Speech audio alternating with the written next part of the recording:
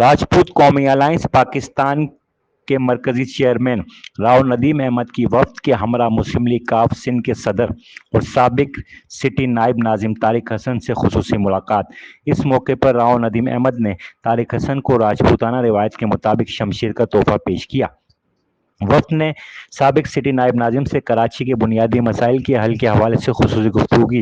इस मौके पर राजपूत कौमी अलायंस के मरकजी चेयरमैन राव नदीम अहमद ने कहा कि कराची पाकिस्तान का मुआशी हब है और कराची का मुआशी कत्ले आम बंद किया जाए, जबकि तारिक हसन ने वफ्द को यकीन दहानी कराई कि इन मसाइल के हल के लिए हर मुमकिन तगोदो की जाएगी।